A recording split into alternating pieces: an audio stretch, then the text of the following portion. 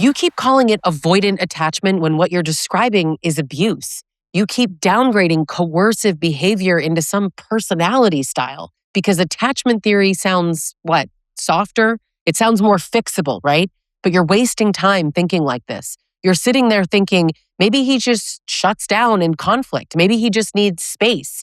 Maybe I'm the anxious one, right? Maybe this is the classic anxious avoidant push-pull pairing that everybody talks about. But meanwhile, you bring up something simple like, hey, that comment hurt me, and by dinner, he's acting like you don't exist. He walks past you in your own house like you're a chair. 3 days later, and he's all calm, right? You're apologizing then. You tell yourself that he just got overwhelmed. I'm telling you right now, if you stay with me, you're going to see the pattern that reorganizes the entire story. Let's smash this theory, shall we? Attachment style explains how someone regulates themselves around closeness. Sure. Abuse, that explains how someone regulates you. And those are not interchangeable categories. I'm sharing 5 ways that you're confusing avoidant with straight up abuse. Before we go any further, I'm Lisa Sonni. I hear this every single week from women who are smart and capable and self-aware, maybe anxious, and completely turned around by this exact confusion. I sit with women while the behavior is actively happening, not 10 years later with some little hindsight. The pattern just repeats itself. You say he's conflict avoidant, right? Or he's independent, or maybe he's fearful avoidant, maybe disorganized, maybe just wounded or traumatized. And I watch the timing. I watch the pattern. I watch when he withdraws and when he comes back, and how quickly he goes all soft and kind when you detach, and how fast he gets cold or mean or straight up cruel when you actually assert yourself. And that timing tells me more than any label. I don't care if he's a narcissist. I don't care what he is. He's an abuser. Abusive men, they can be anxious, avoidant, disorganized. It's not about attachment. So if you're here and you've been trying to diagnose him into something gentler than an abuser, subscribe, because I'm going to keep pulling apart this myth in really plain language, and you're going to start recognizing your own life in real time. Now, attachment theory, just in one breath, for those that don't actually know a lot about it, it explains how we learned to connect. Secure, anxious, avoidant, and disorganized. Those are the 4 kind of primary categories. Dismissive avoidant protects himself by basically minimizing closeness. Fearful avoidant, which overlaps with disorganized attachment, both wants intimacy and fears it because closeness activates old threat wiring. So it creates a kind of an internal conflict, right? It's about internal regulation. That's how someone manages their own discomfort with intimacy. It doesn't automatically include deception or punishment or friggin' humiliation or strategic withdrawal that's timed to whenever you have boundaries. And that anxious avoidant myth, yeah, people with anxious patterns often get pulled towards avoidant partners because the dance feels really familiar, right? But when you were steady before him, and now you're scanning his mood all the time, that's conditioning. That's intermittent reinforcement tightening right around your nervous system. That is the cycle being built right there. Let's start with conflict. This is the one that a lot of people use as kind of the first excuse, right? You just say he shuts down. Avoidant people hate arguments. He needs time. It makes sense. So you bring up that comment that he made in front of your friends and he goes quiet. He goes to the other room. He doesn't answer basic questions. He moves through the house like you're not even there. That night, he sleeps on the couch maybe, right? He doesn't say a word to you. Just falls asleep with the controller on his chest, whatever. The next morning, he leaves early. Day 3, you're sick, right? You feel like totally sick. You're replaying everything. Did you come in too strong? Did you say something wrong? It's so confusing. Well, a dismissive avoidant who gets flooded might say, listen, I need space. He might delay the conversation. He might not really want to talk about the problem. He might go quiet for a few hours, but he still maintains baseline interaction. You understand that? You see the difference? He doesn't convert silence into basically leverage against you. What you're describing here is actually a silence that just lasts until you cave, right? Until you fold. It trains you as well, right? Because now you stop bringing things up because your body remembers what happened the last time. You got ignored for 3 days and it felt horrible. This is conditioning. And honestly, it works beautifully for him. But notice the function. When you stop raising issues, life gets easier for him. And sure, the house is calm, but are you happy? He doesn't have to tolerate discomfort. He doesn't have to actually account for his behavior, and you are not allowed to have needs anymore. Who does this benefit? Ask yourself that.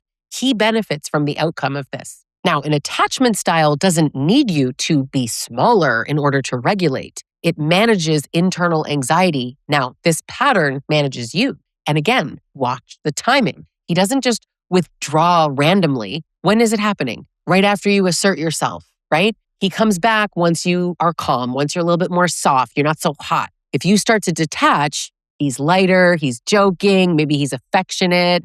That adjustment tells you that he is tracking the effect. It's proof that he knows what he's doing. You don't need a mind reading session to see it, right? It's right there. I'm describing it in the sequence of events. The escalation when control is threatened, it's right there, right? That's the mechanism. Now, let's talk about the second one, independence, because this one gets very romanticized. He values autonomy. He's private. He doesn't really like being questioned. Seems fair on the surface, right? You think that he keeps his phone face down because he's just independent or very private. So you ask, who was texting you at midnight? And he flips it back on you, right? Why are you so insecure? Are you policing me? Well, you need to know everyone that texts me? So you drop it. But you notice deleted threads later, right? And he laughs it off. You start checking his social media for clues. You feel ridiculous. A dismissive avoidant, yeah, they kind of guard their personal space. Makes sense. Maybe they don't overshare. They keep things close to their chest a little bit. But if you ask them directly, they'll answer. He doesn't create confusion and then blame you for being confused. When secrecy shows up, right, and it's very selective, right, around topics that maybe would expose him, and then you get called the problem for noticing, that whole dynamic produces anxiety, and that's on purpose. Anxiety keeps you off balance. So when you're off balance, you overfunction, you try harder, you become less threatening. And I'm telling you, that is so efficient for him. And I see this over and over. The moment you start to feel like, relaxed, he introduces ambiguity, right? A vague comment about a coworker, like a plan that he might have forgot to mention, a story that changes a little bit, the details don't stay the same. And if you confront it, he's irritated. And then you're back in the house, walking all carefully again on those damn eggshells. And again, this benefits him. This just keeps compounding.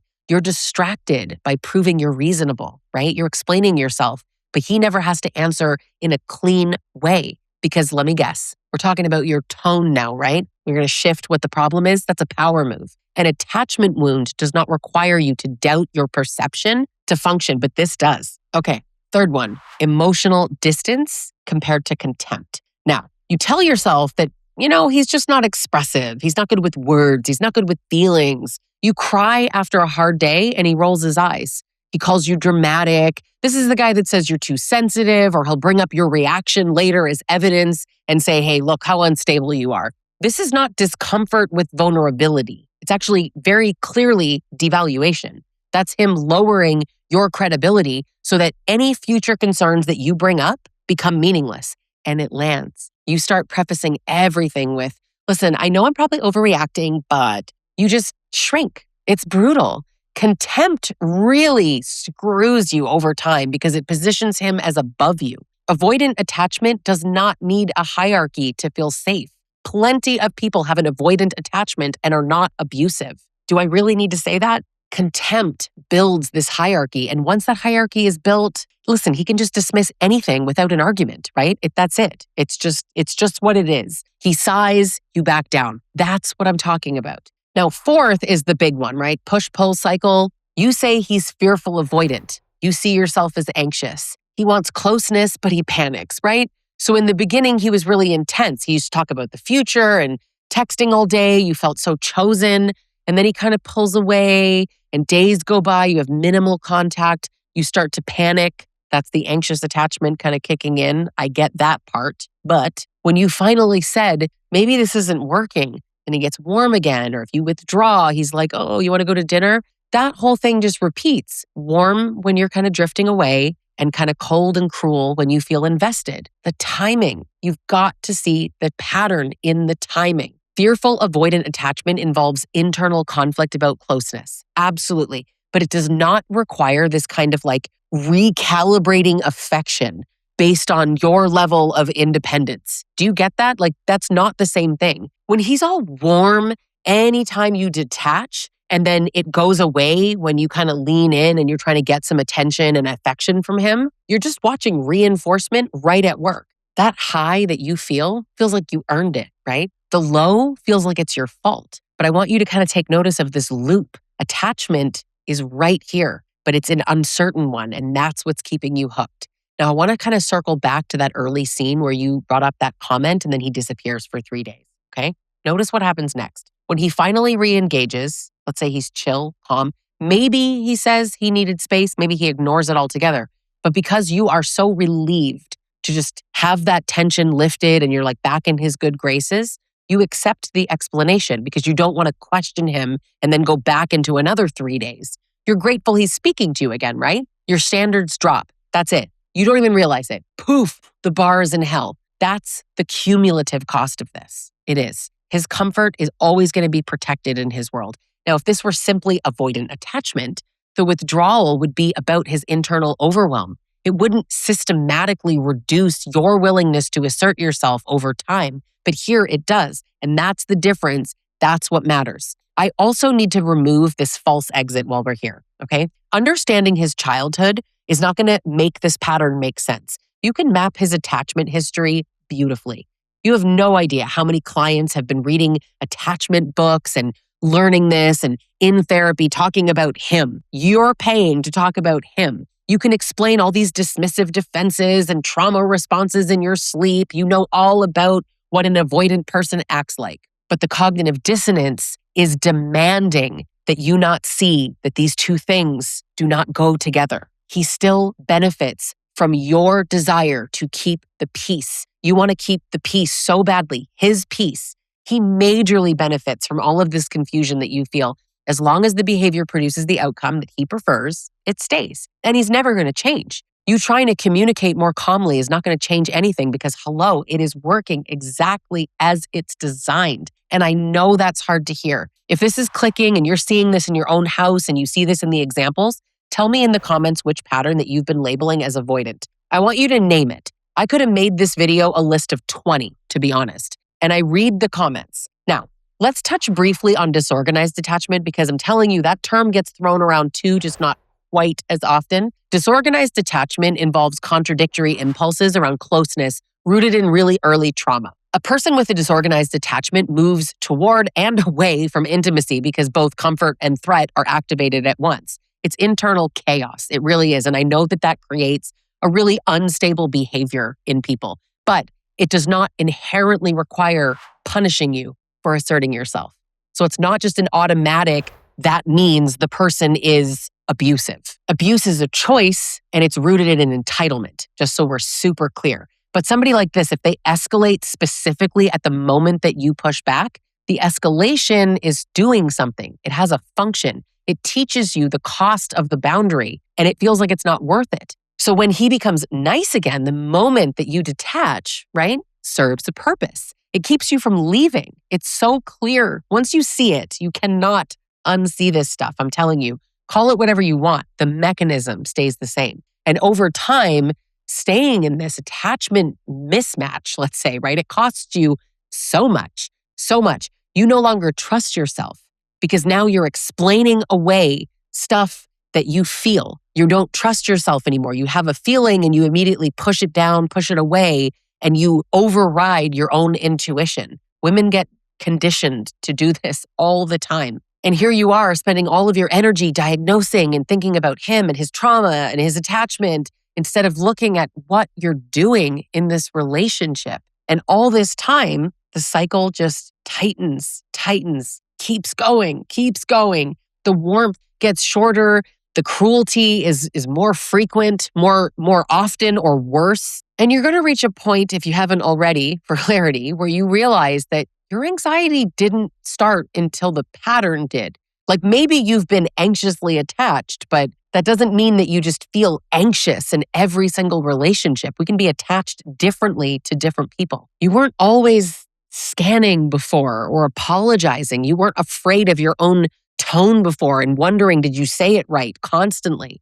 That's just not how you have always operated. This shift that's happened here, it matters so much more than any diagnosis that you assign him or any attachment style you think he has. I'm asking you to actually track the sequence and benefit, right? When does he pull away? When does he come back? When does he get more mad? When does he get really nice? Who is relieved when you stay quiet? When you just shut your mouth and keep going, who feels relieved? Who's comfortable, right? Who loves when you doubt yourself? Not you. Patterns reveal intent through repetition and advantage. Can we just stop translating coercion into a personality style or an attachment style? If this is the first time someone has said this bluntly to you and you feel like, oh, this makes sense, now's your chance to hit subscribe, because I'm telling you, the more you learn to read function over some label, it becomes so much harder to talk yourself out of what you're actually living. And that's the point. Thanks for watching, and I'll catch you in the next video.